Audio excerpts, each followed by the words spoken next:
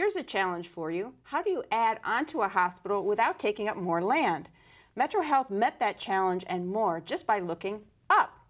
Walter Jones and Dr. Jeff Claridge have joined us in the MetroHealth studio to explain. Walter is the Senior Vice President of Campus Transformation, and Dr. Claridge is the Director of the Division of Trauma, Critical Care, and Burns. So welcome both of you to the show. Thank you. Walter, let's start with you. Sure. And when you were planning this expansion, not only expanding, but you had to deal with winter weather. Why is that?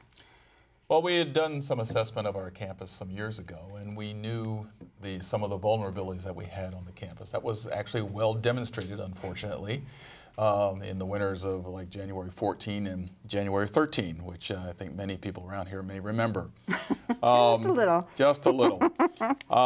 We had some serious issues that arose out of those winters.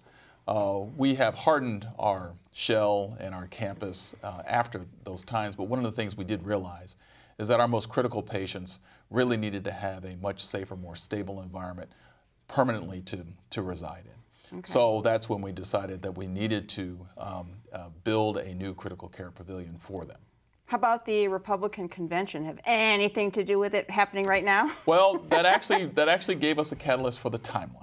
Of the other elements that we knew, we were going to have a surge in the local population of 40 or 50,000 projected people. The hospital needed space for possible surge of patients, so we needed additional space as well for that.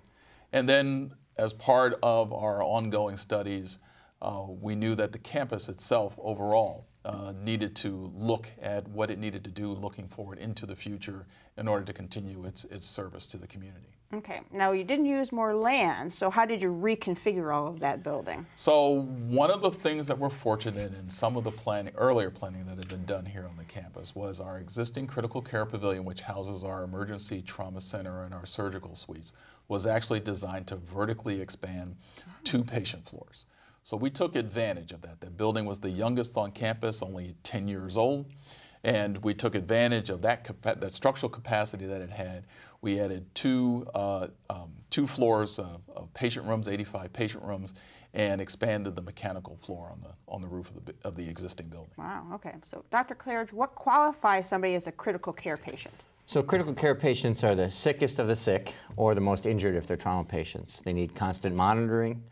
24 hours a day, 7 days a week, and they're basically can be on the ventilators with breathing tubes and again, constant monitoring. Okay, so with that seriousness in mind, I guess, did you and the other medical staff and the support staff have a chance to kind of give some input into this new? We did. They basically, it seems like a year ago even, that we started to meet and plan, and we drew out the patient flows.